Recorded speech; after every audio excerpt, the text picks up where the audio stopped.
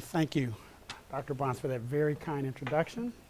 It's a pleasure to be here, particularly since two of my closest friends are Villanova faculty. Dr. Lucky and I go back to our days at Yale when we were classmates.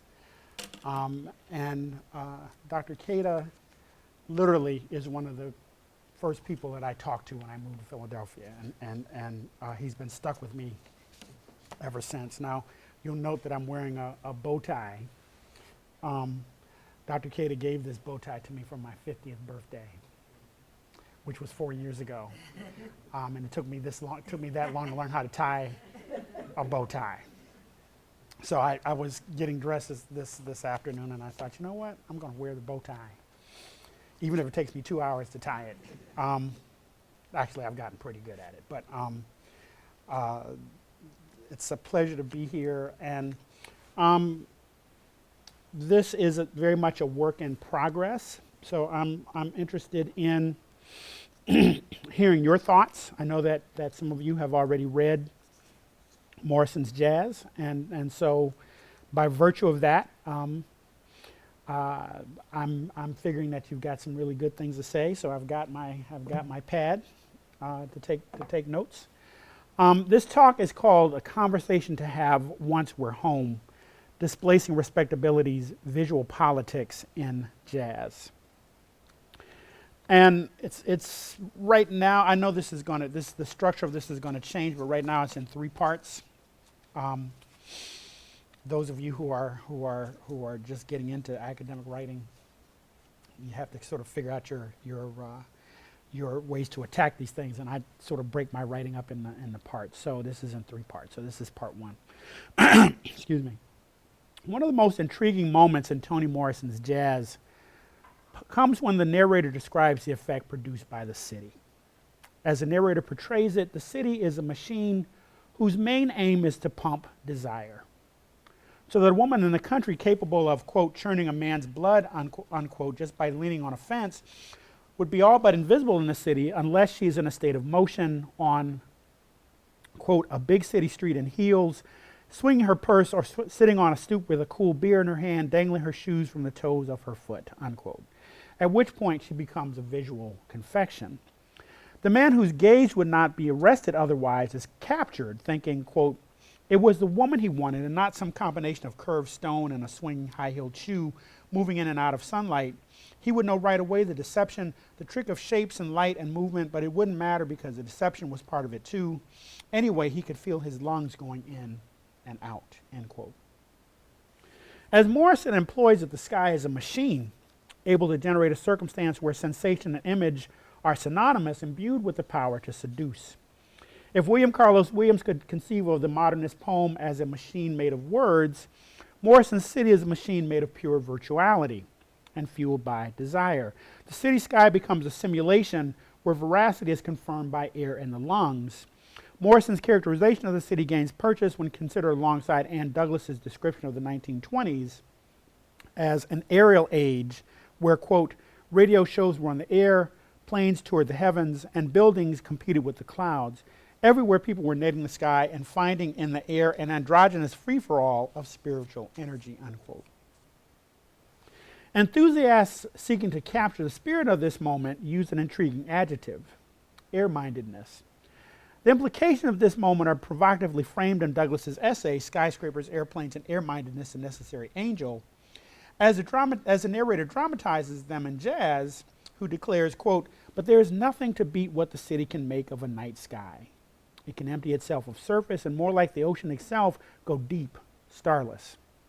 As if embodying a consciousness, the city sky, quote, presses and retreats, which captures in turn the narrative structure of Jazz as a novel whose most salient feature is a narrator who oscillates between what Nancy Peterson refers to as the detachment and overarching knowledge typically associated with a reliable, omniscient narrator, and the limited knowledge, biases, and involvement associated with an unreliable first-person narrator.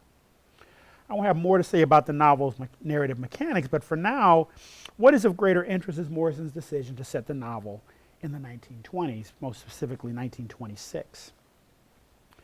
Writing jazz gave Toni Morrison the opportunity to ponder the 1920s Manhattan cityscape as a space where what seems tangible is rendered illusory, as the intangibility of desire accrues irresistible weight. I'm reminded of Stuart Ewan's provocative observation that, quote, the implicit language of style offers a way of seeing and of not seeing the world we inhabit and our places within it, end quote. I find that Ewan's equation of style and the ineffectual nature of the visual field to be of great utility, for as my title is meant to suggest, I'm concerned with how jazz seeks to complicate respectability's relationship to visuality. But by invoking the notion of home, I hope to suggest that the underlying tension in jazz is generated by the fact that home as a space of solitude and inaccessibility is anything but, having become an indicator of decency, even as outsiders consider themselves in the right for ruminating on what happens behind closed doors. Having made this assertion, I'm inclined to proceed with caution, not only because any attempt to engage Morrison's fiction by necessity involves looking before one leaps, but also because jazz's subject matter and the fact that it is set in the 1920s have the power to induce reverie that we associate with historical fiction, and which historical fiction seeks to encourage. But any effort to parse jazz's rumination on the social traumas unfolding during its contemporary moment in the 90s needs first to distinguish myth from rhetoric, or as Philip Fisher would have it, rhetorics, plural. And in so doing, attend to Fisher's assertion that myth is, quote, a fixed, satisfying, and stable story that is used again and again to normalize our account of social life, end quote. As such, myth clarifies the social dramas unfolding before us by insinuating the importance of symmetrical patterns moving across a temporal grid. By contrast, Fisher insists, rhetoric is, quote, always plural, end quote, so that rhetorics diverge from myth because they constitute a tactic within the open question of culture. It reveals interests and exclusions. To ponder the substance of rhetorics, Fisher writes, quote, is to look at the action potential of language and images, not just their power or contrivance to move an audience, but the location of words, formulas, images, and units of meaning within politics. Rhetoric, he concludes, is the place where language is engaged in cultural work, and such work can be done on, with, or in spite of one or another group within. Rhetorics are plural because they're part of what is uncertain or potential within culture. So if you ever sort of look at the difference between Fox News and MSNBC, one of the things that you might notice is the manner in which one employs myth, the myth of the American dream as a kind of foundational text, and the other uses rhetoric as a means by which to sort of deconstruct the way that myth sometimes ensorcels us and leads us to make decisions politically that we might otherwise not make. So that the narrator in jazz trades in a visual rhetoric that seeks to create an ethical surface and thereby confirm that the urban landscape is at its most inviting when it privileges that which is most illusory. But such a conclusion rests on Stuart Ewan's assertion that style is at its most provocative when it links human motive to the commodification of culture, most notably as it crystallizes into the image, insisting that we, quote, are constantly addressed by alluring images, end quote, which speak the universal language of the eye. And Ewan continues, quote, we are educated from infancy to look. We are not encouraged to see and interpret simultaneously. Our eyes imbibe images with little critical resistance, as if they offer an ordained glimpse of some distant yet accessible reality. It rarely occurs to us as we pass through the perpetual corridors of visual representation that every way of seeing is also a way of not seeing. So if you've ever had an urge to go out and buy an Audi after watching a commercial where the car is feminized and made into something other than what it actually is, you get an idea of what Stuart Ewan is talking about. Now, Morrison's earlier fiction suggests that this was not always the case. We look back to Beloved, the novel published before Jazz, we see that that novel demonstrates the 19th century as a moment when iterations of black resistance were located in an aural, A-U-R-A-L, register, so that the forced labor on the chain gang in Alfred, Georgia, leads Paul D. and the other 45 men to organize an indirect response to their plight, quote, quoting from Beloved. With a sledgehammer in his hands and high man's lead, the men got through. They sang it out, beat it up, garbling the words so they could not be understood, tricking the words so their syllables yielded up other meanings. They sang the women they knew, the children they had been, the animals they had tamed or seen others tame. They sang of bosses and masters and misses, of mules and dogs and the shamelessness of life. They sang lovingly of graveyards and sisters long gone, of pork in the woods, meal in the pan, fish on the line, cane, rain, and rocking chairs. End of quote. The instrumentality of the work song that issues from 46 men's effort to forestall the collapse of their humanity is of a piece with the ludic stylization of their historicity. In a situation in which the men are symbolically free but physically chained, the work song constitutes a performative space, reminiscent of what Morrison critic Marilyn Sanders Mobley calls a third space, in which the rhythmic progression impelling the song forward in time and space is counterpointed against the men's collective backward glance, a venture into the past that turns on creating sufficient space for each man to recover those aspects of experience that confirm the local iterations of their individual humanity. But in the 20th century, oral history, or oral history, has been displaced by an oral visual binary which is established with ineluctable force. For example, during the parade commemorating the lives lost in the race riots she escaped in East St. Louis, Alice Manfred watches, quote, a tide of cold black faces, end quote, moving down Fifth Avenue and concludes that, quote, what was meant came from the drums. Whereas the falling hammers and beloved spoke for the men in Alfred, Georgia, the mourners in a parade intended to memorialize the tragically dead reenact a counterpointed present and past where what they, quote, meant to say but did not trust themselves to say the drums said for them. And what they had seen with their own eyes and through the eyes of others, the drums described to a T, end quote. However, Alice's niece Dorcas, whom she has taken in after the deaths of her parents and the racial violence, hears something quite different. Desiring the stimulation and release promised by life in a city that seeks both to fetishize and commodify pleasure, Dorcas hears the drums at the parade and understands that they, quote, were only the first part, the first word of a command. For the drums were not an all-embracing rope of friendship, of fellowship, discipline, and transcendence. She remembered them as a beginning, a start of something she looked to complete. While her aunt ascertains the drums as instruments communicating a black resilience rooted in history, Dorcas hears them as a mechanism signaling the instrumentalization of physical desire. When it comes to the music of the time, Alice and Dorcas are at opposite ends of the spectrum, with Alice believing that the music she is hearing has undergone a transformation in which she hears a complicated anger and comes to hate its appetite.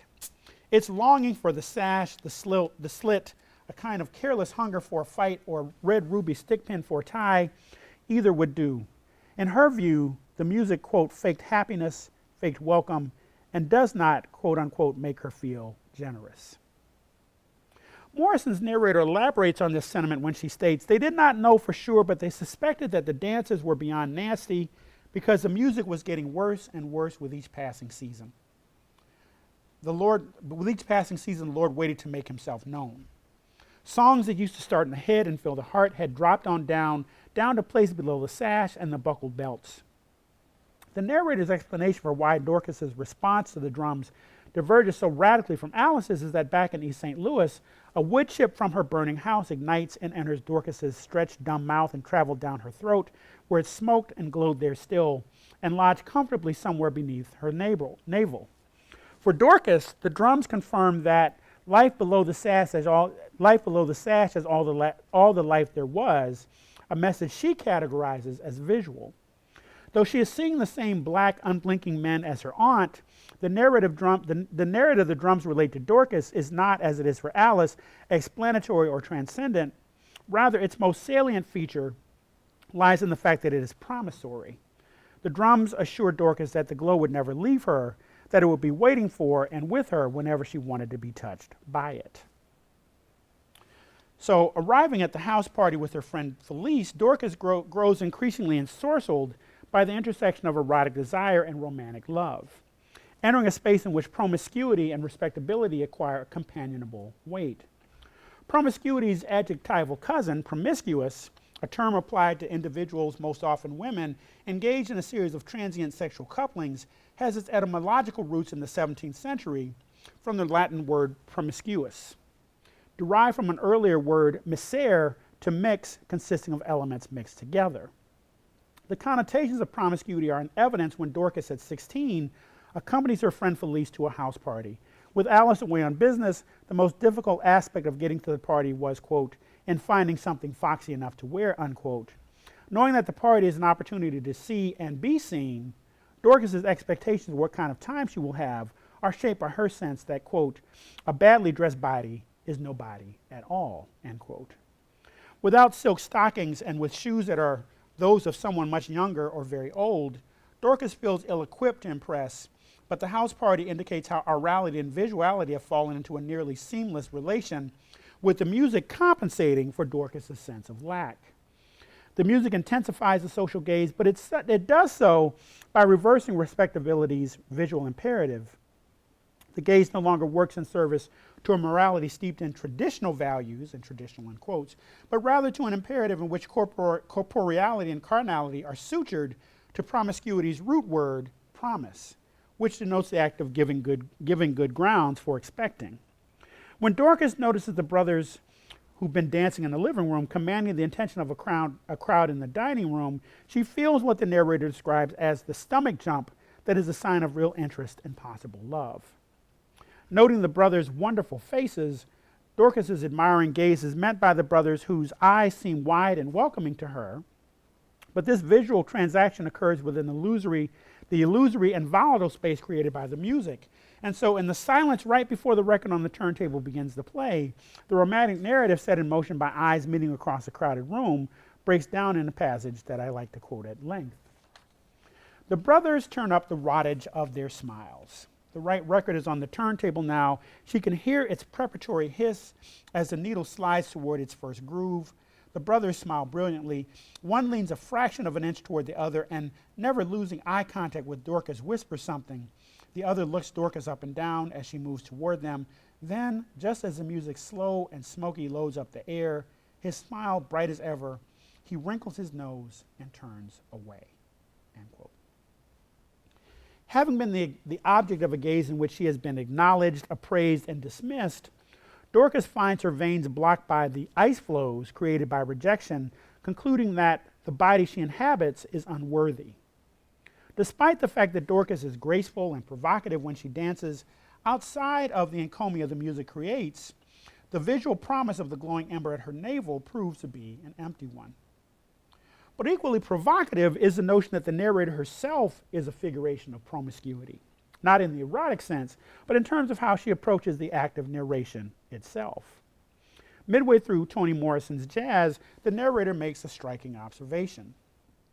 In a declaration that highlights the trepidation that should accompany the effort to determine the rationale for any individual's conduct, she notes, quote, risky, I'd say, trying to figure out anybody's state of mind, end quote. The commonsensical rightness of this observation notwithstanding, what is of greater concern is the manner in which it would seem to sum up, with startling succinctness, the inherent dilemma of first-person narration in a novel. But the narrator distinguishes herself by declaring that the act of trying to determine how someone else thinks is, quote, worth the trouble if you're like me, curious, inventive, and well-informed. The fifth chapter's opening sentence posits the narrator's belief that her narrative authority is sufficient for the task of narrating how the lives of three individuals can become hopelessly entangled by the foibles of the human heart. But as Jazz makes clear, the entanglement that emerges between Joe, Violet, and Dorcas does not occur in a social vacuum. Rather, the events leading up to Dorcas's murder are suggestive of the ways that small violations can intensify into larger transgressions where lives are placed in peril. The narrator's careful delineation of the scene described above suggests that she arbitrates on the boundary of what constitutes respectable behavior and what does not. Tracing the etymology of the word respectability to its original source, we find that its root word, respect, issues from the classical Latin word respectus, which refers to the act of looking around or looking back, to give something one's regard or consideration, which means that respectability is the product of the gaze.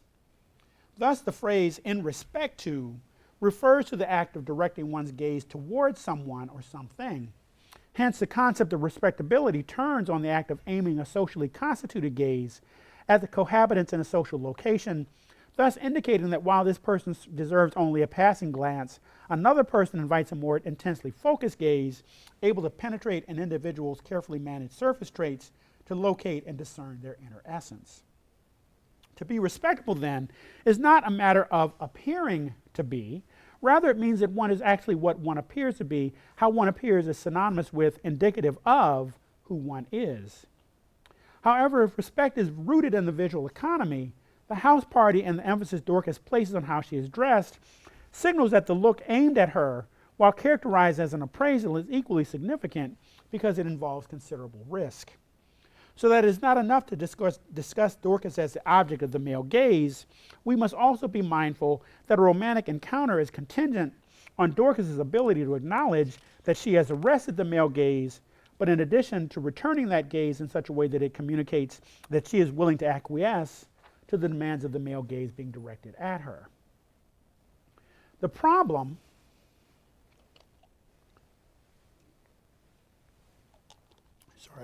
is that in the absence of the quote-unquote right record, silence nullifies a moment before the scenario can be acted upon. Respect as the product of looking, when we consider that the word spec, which is at the center of the word respect, and which in Latin means to look, constitutes the foundational root of both spectacle and speculation, are essential elements of the house party scene. Though Dorcas's inequity of both status and power is never in doubt, the fact that the brothers look at Dorcas and they confer and then confer insinuates that they are weighing the risk of being with a girl like Dorcas. And given that only one of the brothers sends the message that Dorcas is not an acceptable partner, the spectacle, apart from their dancing in the living room for an audience, is a transaction they conduct to determine Dorcas's relative worth. But if risk is an essential aspect of the characters' lives, it is equally important to the narrator, who deems the act of narrating the full contours of Joe and Violet's respective stories as a risky venture in which narration itself proceeds from a speculative posture.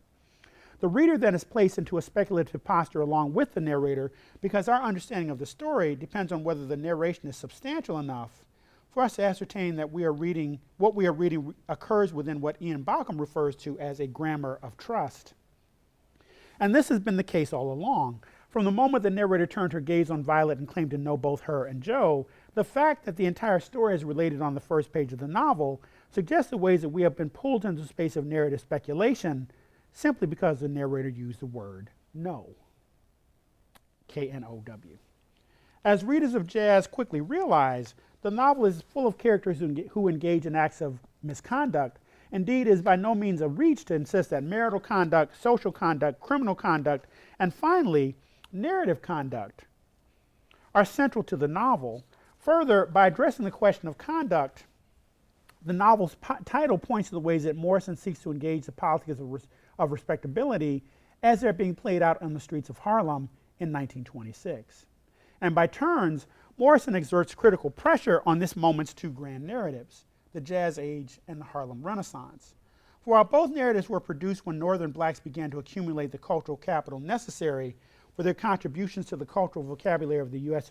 to be regarded as legitimate, if not exotic, what is occluded, and what Jazz seeks to restore, is our ability to discern the human cost in narratives involving capital accumulation of any sort, whether it be cultural, social, or political in nature. Further, by foregrounding the issue of conduct, Morrison reveals the psychosocial underpinnings of the controversy generated by the arrival of jazz on the American scene. In Risk and Blame, the renowned anthropologist Mary Douglas seeks to examine systems of blaming as a way to understand how individuals create systems of accountability. In short, she notes, quote, the stronger the solidarity of a community, the more readily will natural disasters be coded as signs of reprehensible behavior, unquote. So one of the things that you could say is that people talking about Hurricane Katrina as something that the city of New Orleans had visited upon them because it was a morally reprehensible space is an example of what Douglas is talking about. Every death and most illnesses will give scope for defining blameworthiness. When we read Douglas's work in this volume and its predecessor, Purity and Danger, we come to understand that the arrival of jazz music was accompanied by anxieties about the pernicious impact of jazz in the early days of ragtime, where the adherents to musical orthodoxy characterized jazz and ragtime as, quote, an infection and as a virulent poison and malarious epidemic. Jazz is then attentive to how inhabitants of Harlem respond to the hierarchical shifts occurring between the visual and oral registers as they reimagine spatial relations, and from there, reconceptualize the social codes underlying systems of accountability. Joe Trace's comments regarding the changes he undergoes after arriving in New York need to be understood then on both an ontological and a practical level. Hence when Joe says, quote, when the rents got raised and raised again and the stores doubled the price of uptown beef and let the white folks' meat stay the same, I got me a little sideline selling Cleopatra products in the neighborhood. The exigency of Joe's economic situation intimates that both the Jazz Age and the Harlem Renaissance function within systems of myth. They are both narratives whose historicity is a product of what are finally arbitrary representations of the 1920s, in which the illusion of prosperity is deployed for radically different reasons. In the case of the former, to equate a volatile marketplace with progress, and in the latter, to equate cultural production with a narrative of racial triumphalism. But as William B. Spott and Peter Rutkoff point out, by 1925, when Alain Locke's The New Negro appeared, quote, Harlem had already begun to resemble Hell's Kitchen and San Juan Hill, inundated by impoverished West Side blacks, many of whom had migrated to New York from Virginia, the Carolinas, and Georgia. Indeed, as Southern migrants disembarked at the 125th Street subway station, finding a sanctuary from the racial violence and disenfranchisement they had known in the South, they were finally part of an influx of poor newcomers. As early as 1914, Harlem's population had grown so rapidly, the quality of life in the area deteriorated. We must remember that Harlem's transformation from first rural, then suburban enclave was precipitated by real estate speculation in which mansions owned by wealthy whites were sold to absentee landlords who chopped them into apartments too small and too badly maintained to be safely habitable. Moreover, Harlem residents paid 25% more than other New Yorkers for comparable apartments. The 1920s constitutes a moment that confirms sociologist Deborah Lupton's sense that societies in a state of cultural precariousness employ two strategies when trying to assimilate difference. One strategy is anthropophagic, involving annihilating strangers by devouring them and then metabolically transforming them into tissue indistinguishable from one's own. The other strategy is anthropoemic, involving vomiting the strangers, banishing them from the limits of the orderly world, and barring them from all communication with those inside. Jazz occurs at the intersection of these cultural imperatives, with the Jazz Age turning on the consumption of black culture on an unprecedented scale, and the Renaissance, generated by the tensions produced by the arrival of blacks forcibly expelled from the South, will enter into a new circumstance in which presence is increasingly reliant on both simulation and stimulation. An example of this comes when Violet is accused of stealing a baby out of a carriage, having been asked by a teenager to watch her baby brother as she runs back into her house for a record to play for a friend called the Trombone Blues. Though the narrator relates this occurrence as proof of Violet's descent into mental instability, it is also a moment marked by the growing influence popular culture assumes in everyday life, where the responsibility to kin is compromised by the stimulation that accompanies hearing recorded music. The narrator describes how neighbors excoriate the girl for her lapse of judgment, illustrating the generational schism growing up between adults who value personal connections developed over time, rather than the race record's mass-produced dramatization of romance and heartbreak, pleasure and pain. But this duality intimates more than the calamitous penalties that result when oppositional principles collide. What lies beneath the depiction of consumer desire trumping common sense is intimated by understanding how the airplane captured the public imagination so thoroughly.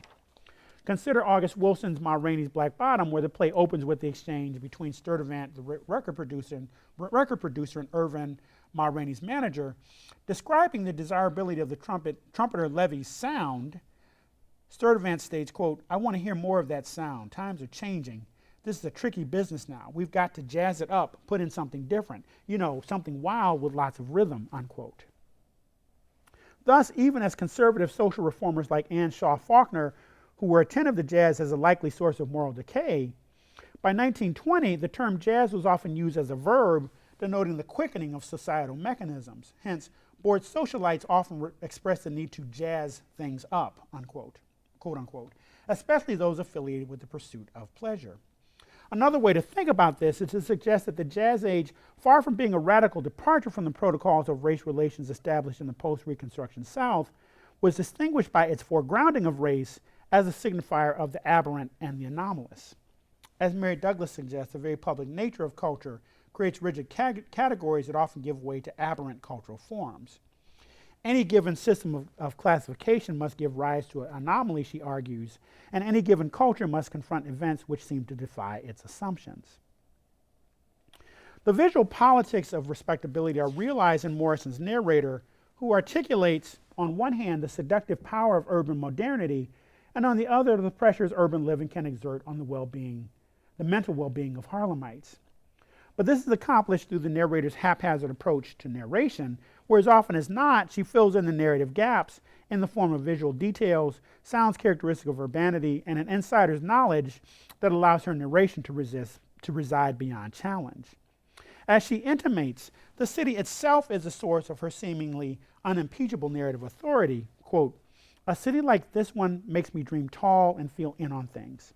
Hep, it's the bright steel rocking above the shade below that does it. When I look over strips of green grass lining the river at church steeples and the cream and copper halls of apartment buildings, I'm strong." This description of the feeling living in Manhattan living in Manhattan generates could just as easily have been uttered by Fitzgerald's Nick Carraway at the start of The Great Gatsby. And for good reason, since the narrator's sense of belonging is intricately linked to a gaze that in turn links the altitude made possible by buildings rising up from the streets of Manhattan to create a feeling of inclusion. But the passage is also suggestive of the ways that this feeling is illusory. The skyscraper, the church steeple, and the apartment building are sources of a kind of vicarious strength that the narrator can access, but only in transient forms. Hence, she notes, quote, "I haven't got any muscles, so I can't really be expected to defend myself. But I do know how to take precaution. Mostly it's making sure no one knows all there is to know about me. Second, I watch everything and everyone and try to figure out their plans, their reasoning, long before they do." The narrator's strength, in quotes, is not synonymous with physicality, but rather it issues from a gaze powered by our readerly desire to know the details of a moral transgression in a definitive way. So if you think about reality television is a sort of post-cursor of what the narrator is describing in Jazz. That reality television ensorcels us by our desire to know this sort of transgressive thing. So if you ever watch, I had my class watching Jerry Springer last week. And I was saying to them that on some level Jerry Springer is an interesting phenomenon because it gives us people who would otherwise be invisible, and it gives them an opportunity to exercise voice in this very sort of volatile arena, but ultimately it actually strips them of their respectability in the process. We revel in their sort of making fools of themselves on television. Morrison's narrator is reminiscent of what Walter Benjamin would call the flaneur, a figure who delights in immersing herself in the crowd.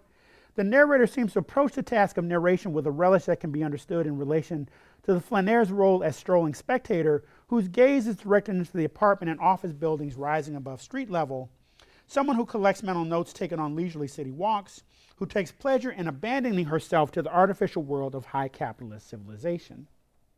The narrator's declaration that trying to determine the other's state of mind is risky must be juxtaposed against the fact that she tells the story of Golden Gray twice. In an omniscient version that recounts Gray's journey from Baltimore, his discovery of Wilde on the side of the road, and his arrival at Henry Lestery's cabin, and a version that features the narrator's ambivalence regarding how she gleans Gray's motivations for seeking out the father he has never known. In so doing, the narrator reveals her own motives. Quote, "Now I have to think this through carefully. Even though I may be doomed to another misunderstanding, I have to do it and not break down. Not hating him is not enough. Loving him is not useful. I have to alter things." Herein lies the inherent danger of the kinds of narrative annexations typical of the flaneur. When a narrator willingly privileges excess over restraint, narrative becomes overwhelmingly speculative.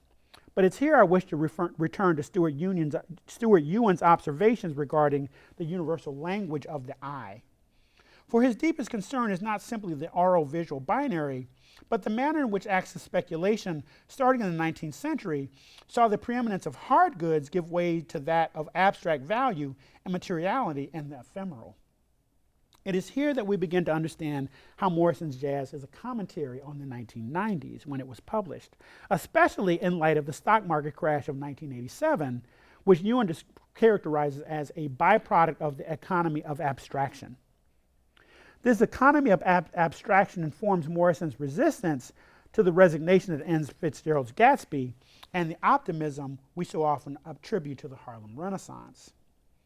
That Dorcas is attracted to that person who satisfies her hunger for change, for something to do, speaks to how simulation and stimulation are intricately linked.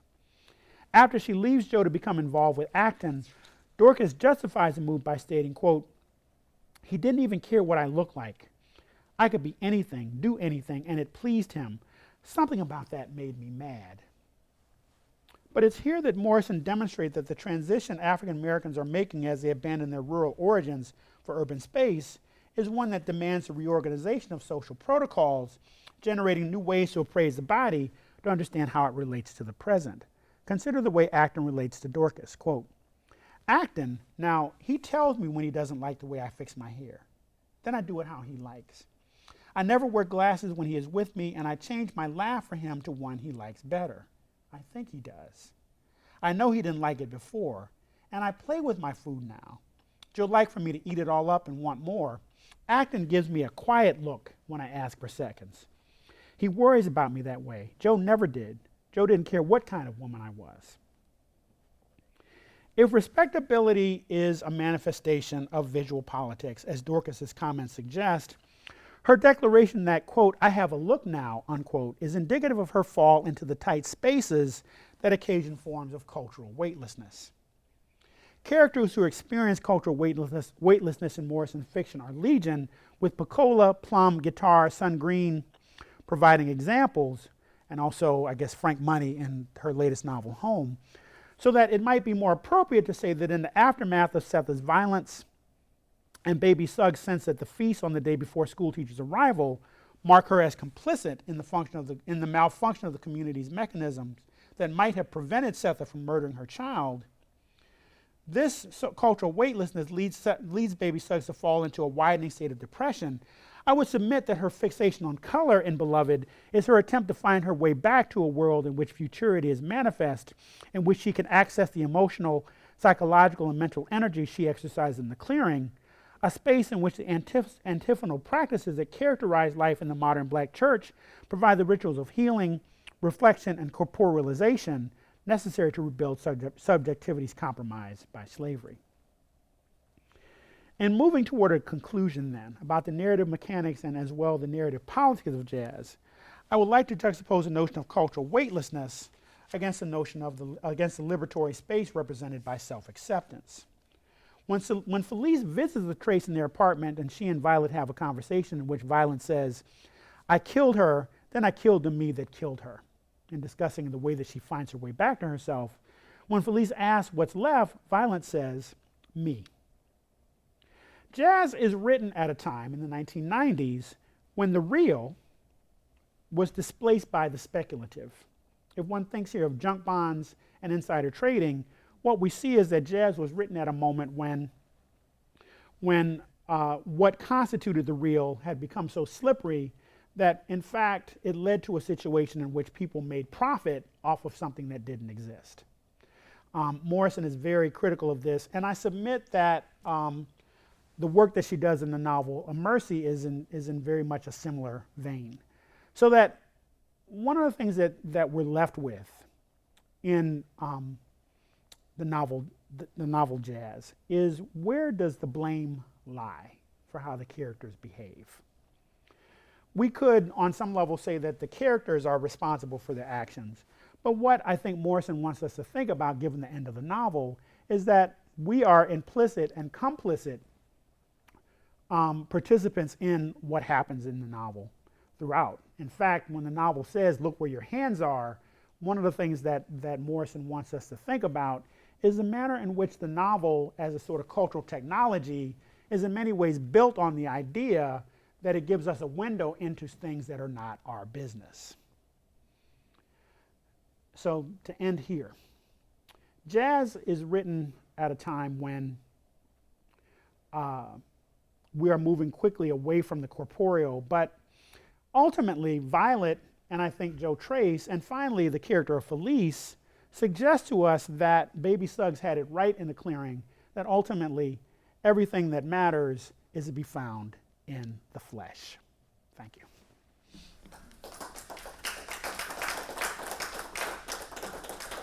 So now, get my little folder, my little legal pad out. We can talk. And if there are things that went over your head, I'm happy to break them down and unpack them. One of the things about doing these 40-minute talks is that you are cramming stuff in.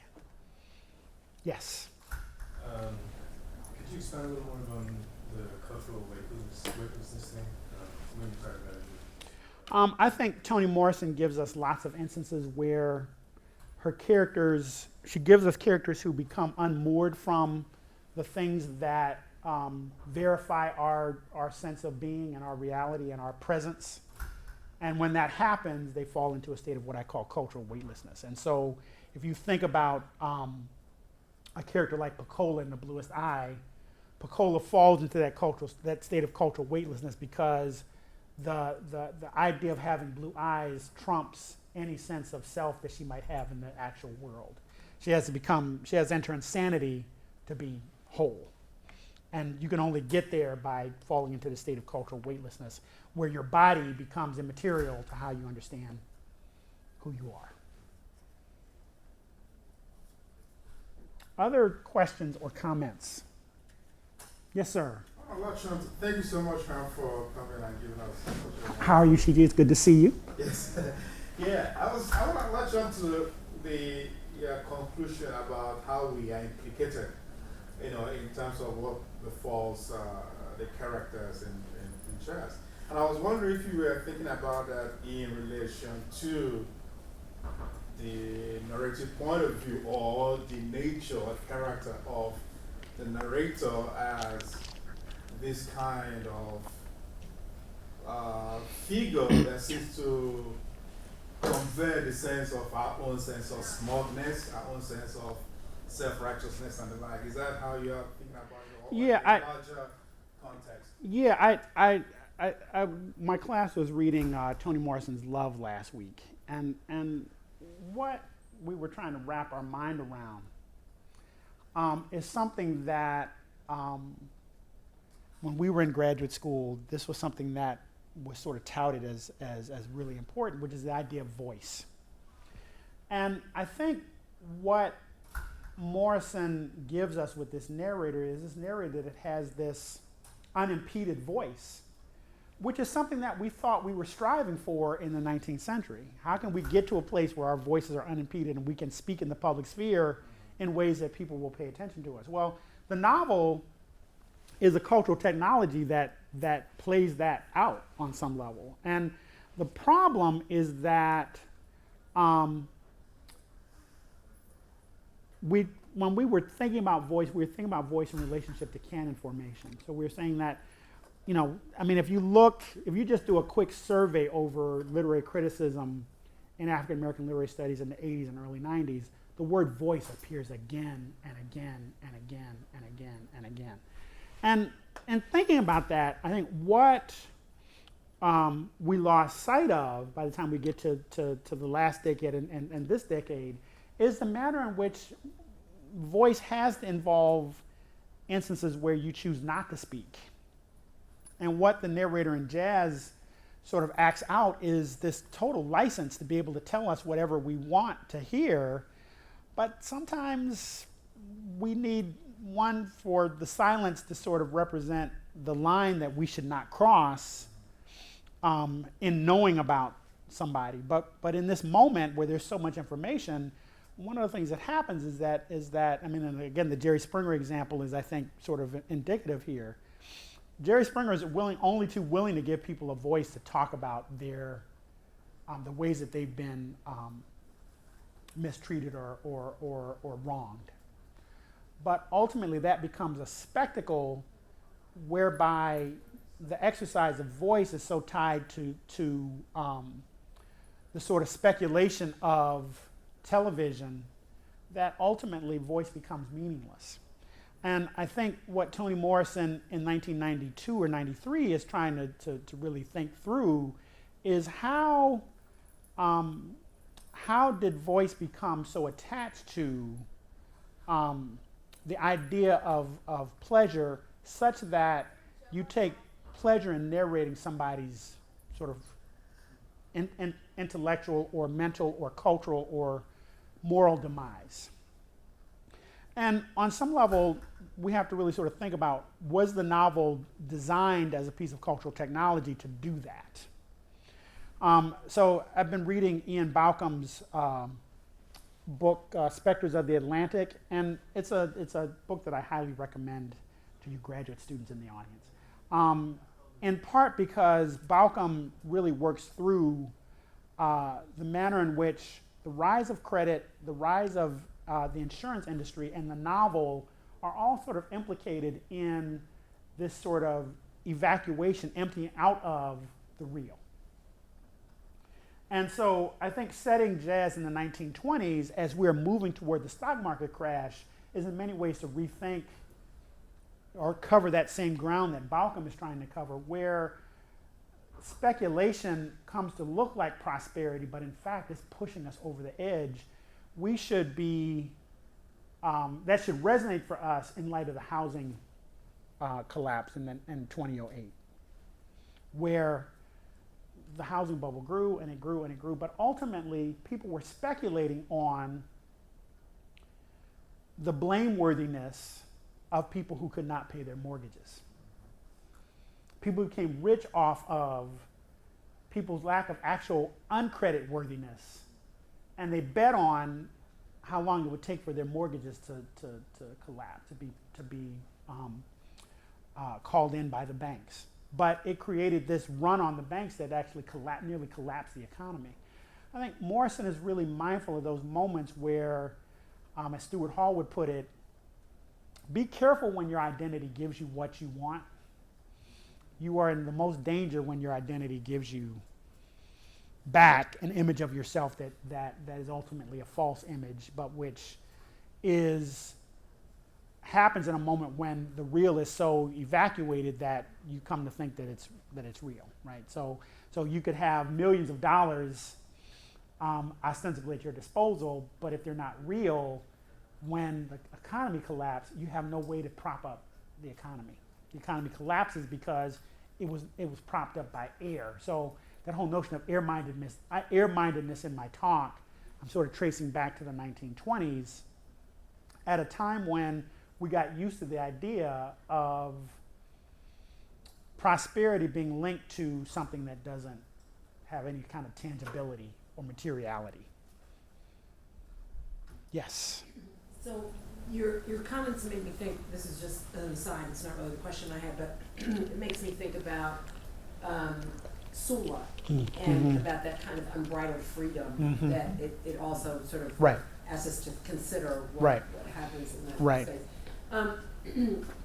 I felt like when I was listening to your talk at one point, I felt like a fraud for the way I teach the Harlem Renaissance. It made me think I should not teach a course called the Harlem Renaissance, right? Like it's sort of at the core of what you seem to have been getting at, and what it seems that Morrison is getting at as well, is about, which I think in some ways J. Martin Favor's book, Authentic Blackness, gets at, right? Is that, that we've been looking at all these kind of upper middle class folks, and that we need to look at the folk, we need to look at the kind of lower classes. which of course, when that book was published, it made me, expand and broaden who I was teaching, Right. what I was looking Sure. But now your talk is making me almost feel like I should find a new term. Like we need a new term, and that I feel like I've been chastised. I know you didn't intend to. I feel like I've been chastised in some way that as much as I have tried not to romanticize that period, and I feel like I've done a pretty good job of trying to get my students not to romanticize it. That like it's almost like you're calling us to go a step further. Yeah, I thought about that as I was writing this talk last summer, because I thought, this is going to be extremely problematic for people that use the Harlem Renaissance to periodize African American literature, and probably because I've never been a huge fan of the Renaissance, in part because I think we substitute periodization for stylization.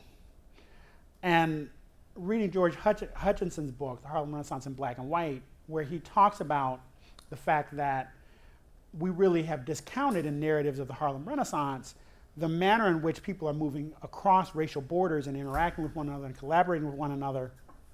Because on some level, in the 70s and 80s, when we were trying to establish a beachhead in the academy with African American literary studies, we were really sort of forced to think of the Harlem Renaissance in these sort of circumscribed ways as this racial narrative, right? As this racially triumphant narrative, right? And I think what Morrison is saying is that, which is why I use Philip Fisher's notion of rhetorics. The Harlem Renaissance is a rhetorical move. It's not a historical move. That there are rhetorics available to us when we talk about the Harlem Renaissance that we need to recognize as rhetorics that are available to us, but ultimately they're not totalizing narratives. So, I mean, I don't know, at least the way I was interpreting it, I mean, it almost felt like, it almost felt like, stop it, right? Like, stop all of this celebration,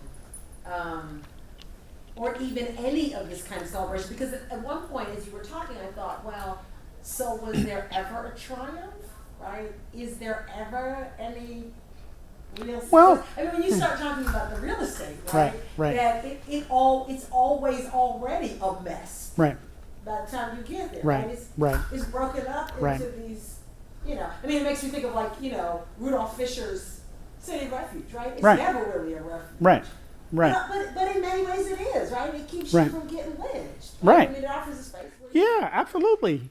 I mean, the thing is, we just have to understand that the Harlem that Duke Ellington and Billy Strayhorn create in Take the A Train, or Rudolph Fisher creates in Miss Cynthia, or when we think about those Harlems, they're rhetorical representations of Harlem, right? But on some level, they're not meant to stand for the displacement of sort of the white supremacist notion that black people are invisible, right?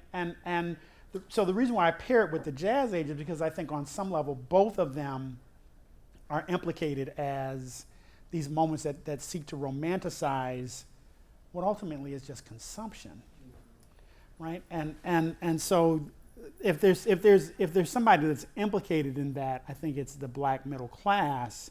It's actually the black intelligentsia that attempted to portray the Harlem Renaissance and the New Negro as this sort of triumphant moment. What is her name? Martha Nadell's book on representation of the New Negro. She does this really interesting. There's a really good chapter on Alain Locke's edition of the survey graphic and the artwork they include in the what will become the New Negro. So the survey graphic is what sort of predates the New Negro, what she says is that there are these sort of drawings. The survey graphic is sort of distinguished by the fact that they often use drawings of types to convey how people occupied certain sort of locations in the world, right? So there's a picture in the survey graphic of a Negro laborer, but you don't see his face. You see him from behind. He's this muscular black man, and he's holding what looks to be a hammer, right? But there are these other types. Well, if you think about it, what the Renaissance, this is how the Renaissance works for me. This is the only way that it really works for me. If you think about it as a response to minstrelsy in the 19th century, where they're trying to implement new models and new ways to represent vernacular blackness, then it works, right? And it you know, that beginning of Miss Cynthia where she's like, "You're calling me ma'am," you know, for the first time in her, I mean, part of what Fisher is recognizing is that when you leave the South and come to the North, you are treated differently. But we need to remember, segregation, as the South came to practice it, was originally modeled in the North. And by virtue of that, Harlem is the sort of recipient of the kind of municipal neglect that will lead to the Harlem riots in 1942. So, let me just posit this. If you've been chastised, it's not Beavers who's chastised you, it's Morrison. And Morrison did it a while back with a simple phrase that was, "I read as I was taught." And from that phrase, what I take into class is that you need to be taught to read and reread and reread and reread. And so, unlike Professor Beavers, I'm not so sure that the Harlem Renaissance represents simply a rhetorical form for me, but it does represent several either-ors, depending on how one chooses to contextualize it, and how one chooses to approach it at various moments in time. So this is where Morrison is teamed with Garth and Foucault on the question of the initial reading, the multiple readings, and then the reading for a particular purpose. So if you read it for historicity, then Harlem reads, the Renaissance reads in a certain way. If you read it simply for a rhetorical form, it becomes something else. If you read it for triumph, then the context needs to be clear. It's a triumph of an emerging, small but vociferous black middle class. If you read it for other kinds of triumphs, then sometimes they're displayed in juke joints and, you know, rent parties and all the rest of this kind of stuff. How you make it in this particular space. But as a political economic historian, I would argue that it's not quite as ephemeral as simply the rhetorical form. Well, you know, I think that's really helpful because it makes me think about, you know, the fact that this novel is called Jazz, and it really does. I mean, I in a longer version of this, I actually will go into how I think jazz is being sort of performed and dramatized in the book. But one of the things that's clear as I've taught this class on jazz at Penn, because the other component of the class is that we do a lot of work with the Philadelphia jazz community, and one of the things we do is the class puts on a free concert in West Philadelphia. And interacting with the musicians, one of the things that's really clear is that musicians dislike in the extreme the idea that jazz is this kind of static thing that is best sort of accessed through records. So one of the things that I think Morrison is trying to think about, and I haven't really worked this all the way through, but I'm having the beginnings of it. One of the things that's clear is that the narrator in jazz goes from thinking of herself as a jazz musician in the sort of popular sense, the Paul Whiteman sense, to thinking about herself as a jazz musician in, I think, what is the more apt and more in the sense that's more in line with how musicians think, which is that A, the music is ephemeral. As soon as you play it, it's done, right? And the test for a jazz musician is not what you played last week. The test is, can you play what you played last week in a completely different way that is equally legitimate, right? We're not really built as consumers of culture to understand that notion of cultural production. Doing that notion of cultural consumption. Right. Right. We're you know, with the advent of pop music, which is coming into vogue when jazz is happening, with the advent of pop music and records, one of the things that happens is that, as Walter Benjamin would put it, you know, in the age of mechanical reproduction, one of the things that happens is that you come to take the reproduction as this thing that's real, right? So you go to hear somebody live and you ask yourself, how come they don't sound like the record? When records were never meant to substitute for live music, but with the advent of radio, one of the things that happens is that records come to be a cheaper way of disseminating culture, because you can't have Duke Ellington every week in the studio. Can't happen. But you can play his records, and as that happens, people think, I mean, what interests me about how jazz works this out, people think that they know what Duke Ellington sounds like, when in fact they don't. They know how Duke Ellington sounded on the day they recorded the record and distributed it, but that's not how Duke Ellington sounds in the present moment. And Morrison's really interested in ways that when you collapse that very significant gap between what really is and what is the sort of simulation of what really is, when you collapse that barrier, ultimately what happens is that people have a difficult time finding their way to any sort of moral solidity, because the only way that they have to figure that out is culture. And culture is portraying, once we get talking cinema, that's how people come to understand their surroundings is through the movies, right? And so if you think about Pacola's mother, Polly Breedlove, her understanding of relationships moves from being, you know, the sort of flesh and bone corporeal relationships with her, that gets displaced by, oh, this is how relationships are supposed to go, right? And as that happens, we get onto a very slippery slope that we have not been able to get off of. So we were talking about hip hop videos early. Hip hop videos are kind of the new mode of how people come to understand how to behave, right? But in fact, it's a simulation, and it's not meant to do that, but people take it as this real thing. But that's understood in virtually every form of technology since we started becoming technology. So the thing I'm thinking about is to think about court romances as the way in which love is supposed to be portrayed. Mm-hmm. And then to juxtapose that against wives' tales, which are the exact opposite of how women are supposed to be seen in medieval court scenes. So it's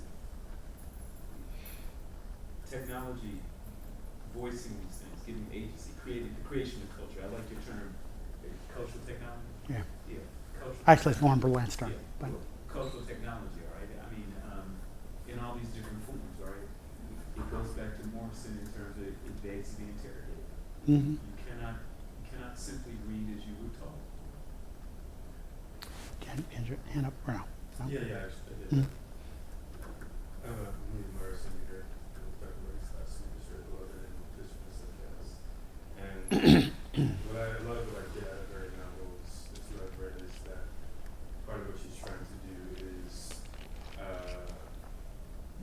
reestablish what our interpretation of that particular period should be.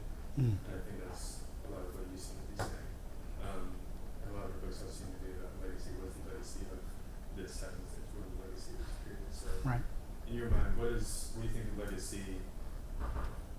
legacy that she wants us to read? Because for me, it feels as though, the Blacks moving up from the South immigration, they were in turn trapped again in cities. And for me, that's kind of what I get out of this novel. I just probably other years in receiving that. But what do you think the legacy is that she wants us to read? Well, first I'm not sure that Morrison is. I mean, I'd have to be able. The only way I could answer that question is if I thought that jazz is a historical novel, and I don't think it's a historical novel. I think it's very much a novel that's a commentary about the 1990s when it's written. So by way of answering the way that I would answer your question is to say that in the 1990s, the legacy that we have from the 1920s is alive and well because we still have an economy that's grounded in speculation as a method to produce wealth. And we're coming off of the 80s, when the 80s sees the largest number of people become millionaires who are not part of the owner class. They come out of the managerial class. So the 1920s is really a good time to write a novel and insert black people into that discussion because it's a moment where, I mean, the skyscraper is kind of a symbol in this book. The skyscraper is the product of corporate capitalism, which was the sort of replacement for family-owned businesses, for the kind of small mercantile class. When we developed the managerial class, one of the things that happened was, and I think Marx probably peaked this, which is why he's so hard on the middle class. One of the things that happens is that you get these folks that are creating wealth, but in fact, what they actually have created is just a set of techniques that allows them to create value from stuff that's not real, right? And so the thing is, that's why consumption becomes so important. And so in the 1990s, if you think about the manner in which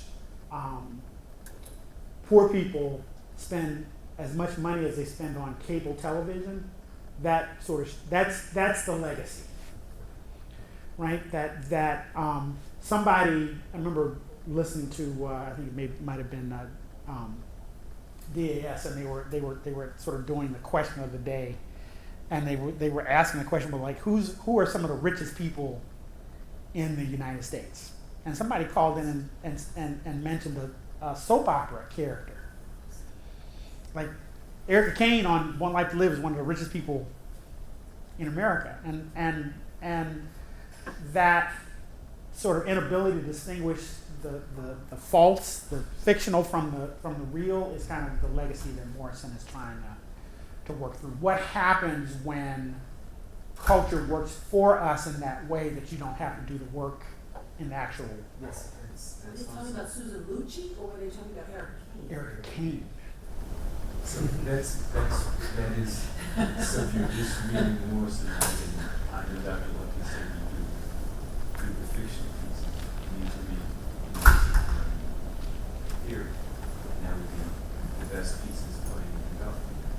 And in playing in the dark, she's going right to this very point about, I hesitate to say the real, but the fictional versus the historical. So she's talking about the formation of the American canon.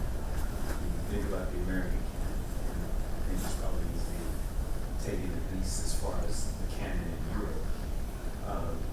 One of the notions is that this is, for Americans, this is, at best in its broadest sense, is a Euro-American product. Its most limited sense, the authorship is American. So there's nothing else in it. There are no other parts that inform it. What she's saying is that, well, that's a fiction of the fiction. Because in effect, if one looks at the American canon, then the first thing one has to recognize if you are learning to read again is the notion that this is a canon that is riddled, infused, informed by, instigated by what she calls a body,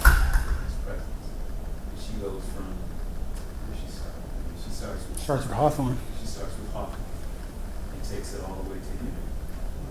And that becomes a fundamental issue. You have to talk. I mean, she's saying you have to look for these things.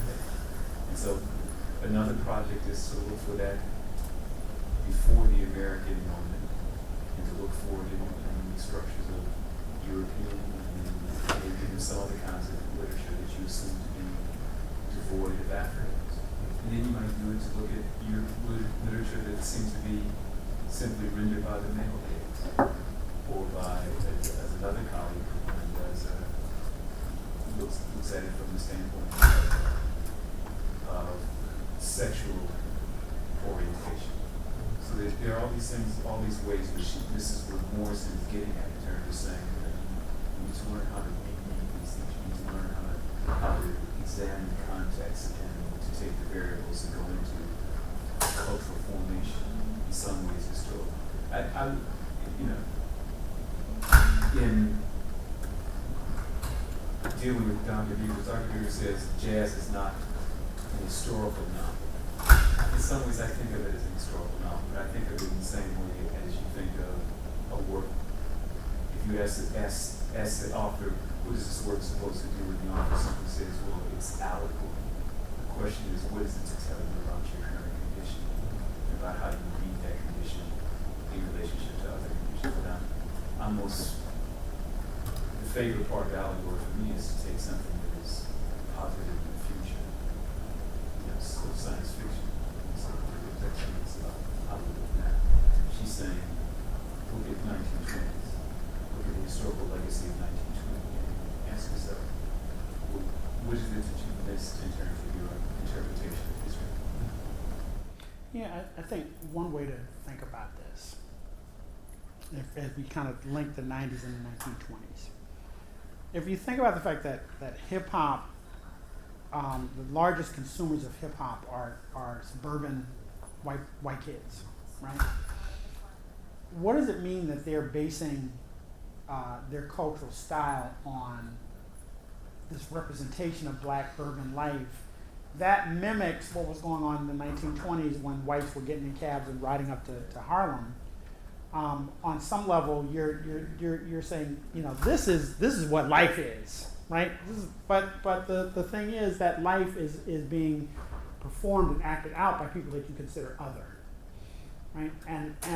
And so part of what, if you've read Playing in the Dark, part of what Playing in the Dark is interested in is, what does it mean that your sense of self, which you think is separate, distinct, and sort of individually constituted, is in fact the product of a set of historical mechanisms that are grounded in figuring out what the other is and then defining yourself in opposition to that, right?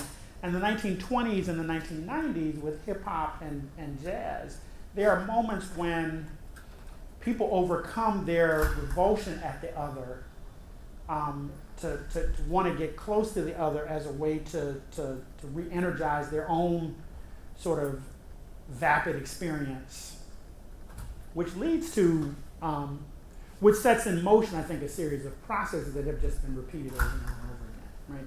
So Professor Keita is right that we can trace this back to the beginnings of the country, but it also,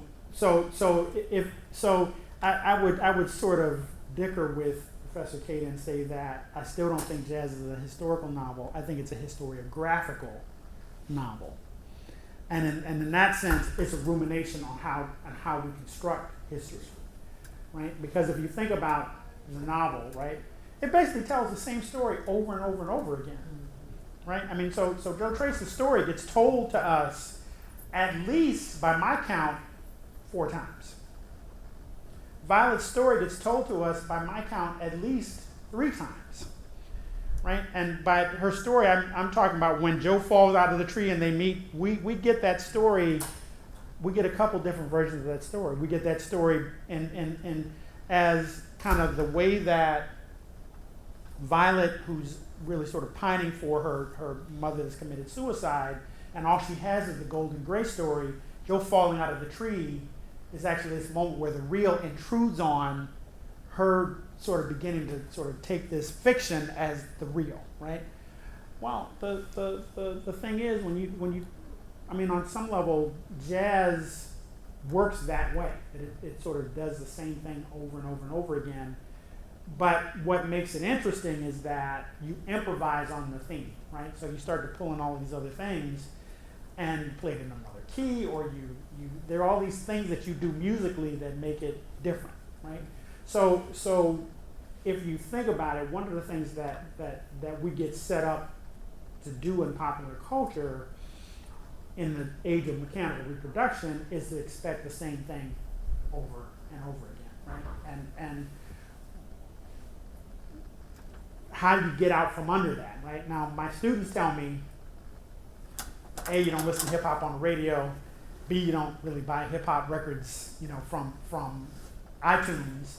You buy mixtapes that somebody on the street created, right? So when you think about how we ended up having hip hop, they intervened on the means of production and produced this other thing, right? But the thing is that the mainstream is always trying to incorporate those things. So I talked about the anthropoemic. The anthropoemic in our culture, it consumes it and then makes it to be the culture, right? When in fact it started off as being this different thing, you consume it and the fact that it was different eventually vanishes. So one of the things that I'm thinking about in this project is the political. How do we create communities that are communities that don't rely on myth as a way to understand their place in history, right? And that's a difficult one. Right. But Morrison's always trying to think through, how can we get there, right? So I don't think her fiction is purely diagnostic. I think that she is sort of striving for how to imagine what this might look like, but you gotta sort of read her over and over again to sort of get a handle on it. And I would say that I am probably about 40% of the way there.